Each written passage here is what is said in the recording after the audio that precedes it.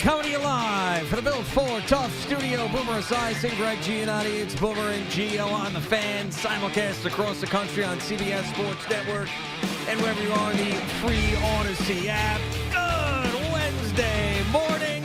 We've got Boomer back today. We've got Al Dukes on the floor, retrieving some of the things that Boomer likes to have in front of him. The every night is hockey night, the Patrick Mahomes picture. So he's been crawling around there. And no game this weekend in the NFL, unfortunately, as we wait for Super Bowl 59. But things are still churning, hires to be made. There's still no head coach in New Orleans. There's no coordinators for the Jets yet, so plenty of football to get to. Phil Simms at his regular weekly spot at 8 a.m. Excited to talk to him and the balance of nature and the whole deal. Aaron Boone was in the building yesterday. I know that CeeLo's going to have some of that from BT and Sal. We got Boomer back today. Good to see you. Good morning. Yeah, good morning, Sexy Potato. Yes, How are you I'm today? here. Yes, I'm doing well today, and it's good to be back. And unfortunately, I did miss the opportunity to talk about Aaron Glenn's press conference. I don't want to rehash all of that because he got an A+ for it, and he basically took a little bit of a page out of Dan Campbell's book. Probably took a lot of pages out of Bill Parcells' playbook when it comes to handling the media and how he wants to set forth a path to set the Jets on the right path, and hopefully that's going to be the case. And then the next thing will be his coordinators and his staff. And I'm telling you, like when you go down the staff, his most important, if you take the defensive and offensive coordinator out of it for a second, and I feel like I say this every couple of years around here for these coaching staffs, the most important guy that he has to hire is somebody who is an offensive line coach that knows what the F he's doing. And having that coach on the staff is of paramount importance. It is the most important guy to have on the staff other than the coordinators. And the offensive coordinator and the offensive line coach, if you try to pair two guys together that don't know each other, it really is it's a problem. So that's why, hiring these coaches and going through this cycle, and there are coaches that are going to be out there that hopefully Aaron has either coached against or somebody he has coached with somewhere along the line. It could be a tight end coach who, maybe wants to ascend to becoming an offensive line coach. But those are the most important aspects and position coaches. I would also say defensive backs coach is a very, very important coach because you got to have somebody that really connects with those players back there. Because, those players they spend the predominantly their days running backwards, and they have to be able to be in tune and in sync with one another. So if you ask me, after the coordinators are hired, it goes offensive line coach, defensive backs coaches, and then the defensive line coach. So hopefully he has people in mind. Hopefully he has people that have some history and have had some success, because that part of it on the offensive side of the ball, and I know he's going to be a head coach. He's going to be a guy that is going to be more like Dan Campbell. He's going to be a lot more like Sean McDermott. It's interesting. I was listening to a lot of the people discussing the Buffalo Bills and some of the decisions they made against the Chiefs in the AFC Championship game. And quite frankly, it's not on Sean McDermott. It's on Joe Brady, the offensive coordinator.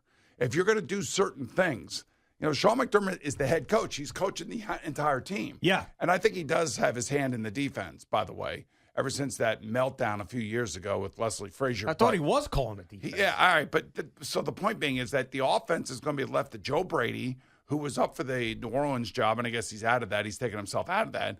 And, everybody's celebrating Joe Brady because, let's face it, the Buffalo Bills have one of the most explosive offenses in the NFL this year. And then the game is over, they lose, and everybody's screaming about Sean McDermott running these quarterback sneaks and these tush-push things, and why didn't they give the ball back to, their running back? And, the whole thing was just crazy. And I'm like, well, that's why Joe Brady's there. Yeah. Joe Brady's the guy that's going to be doing that. So, again, to go back to Aaron Glenn, it is going to be vitally important as to who he is going to hire in those two positions because, as he said, he wants to be the coach of the whole team, which I appreciate. And if the defense starts falling apart, you know what's going to happen. I know what's going to happen. I'll take over the defense. That would be the first thing that happens. But right now, as it stands, he's not going to be doing that. And that's I think that's a smart thing. I think he's basically letting everybody know that he's going to coach the entire roster, which is something I think all can appreciate. Yeah, and when you talk about guys not knowing each other that are working with each other, the Jets already did that once with the two most important guys, and the general manager and the head coach. And you decided to do that, and they felt comfortable with each other, and Aaron Glenn was in the room, and he had his opinion about Darren Muji, but you can't be doing that with the rest of the staff. And I'm not saying, do this pure incestuous NFL thing, and just because you know the guys, you're hiring the guys, but just have some sort of relationship for a first-time head coach that has to have some familiarity. He's got to get used to this roster. He's got to get used to being a head coach. He's got to get used to all these decisions that he's never had to make. And now he's got to learn all the players that he's never coached. And now he's got to learn the coaches and the general manager, too, which is just make it a little bit easier. Get some guys that you could trust. We always talk about the shivs that go on. Get some guys around Aaron Glenn that he can trust so he doesn't have to worry about that. Well, you heard Jeff Albrecht and what he said. Yeah. When he got the job down in Atlanta as Raheem Morris's defensive coordinator, he goes, all of a sudden I get ascended to this job and everybody's treating me differently. And they're not he wasn't.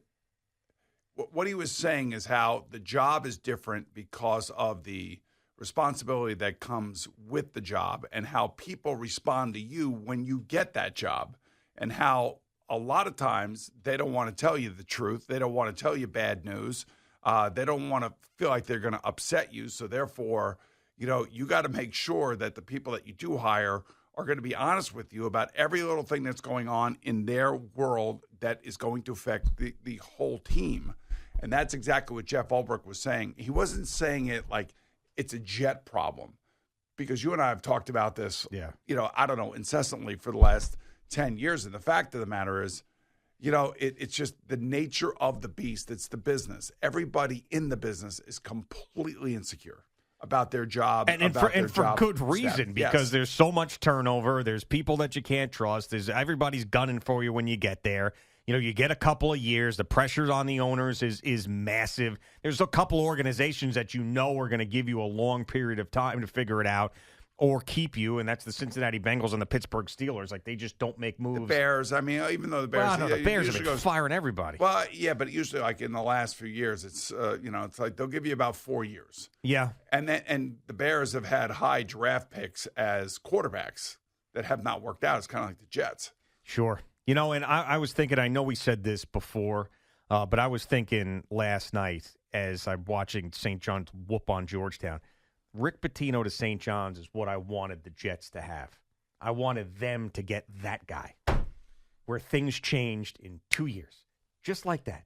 Years and years and years and of underachieving and not figuring it out and a fan base that's frustrated and all of that. And here comes this guy who's proven it before, who actually, he's got some skeletons in his closet too that St. John's got over and then hired him. They were desperate. Here they are. Yeah. Here they are. Right. Well, so the Jets were desperate too, but they didn't want to go that extra mile to find that guy. And then that brings me to all right, so Saquon Barkley and the Giants couldn't come to a deal. Yeah. And maybe it was pulling teeth. And Saquon's been there for 5 years. He's, blown out a knee. He's run for over 1,000 yards. He's done everything that the Giants could have asked him to do when they drafted him.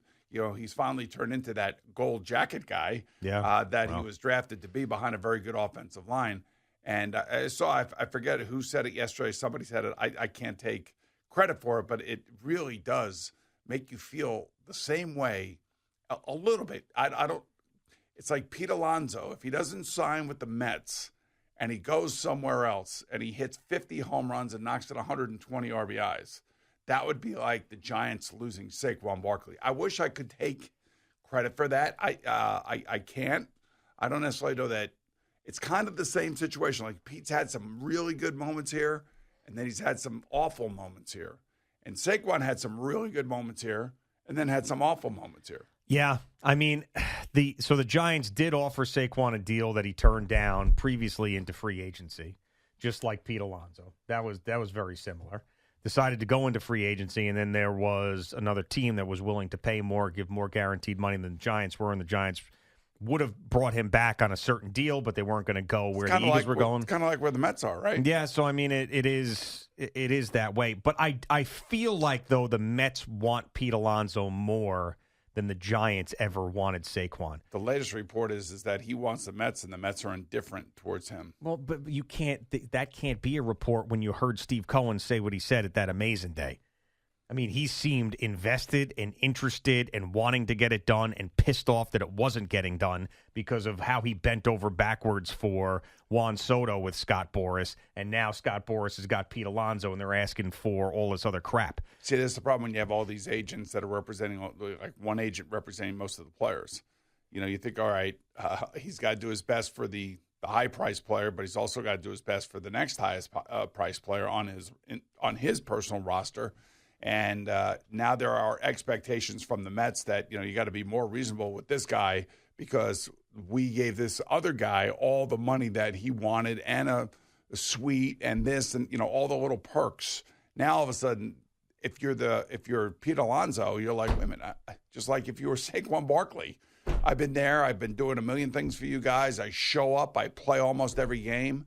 When you have your autograph nights or your special nights, I'm out there, I'm signing autographs, I'm being the best Met player I can be. The fans love him.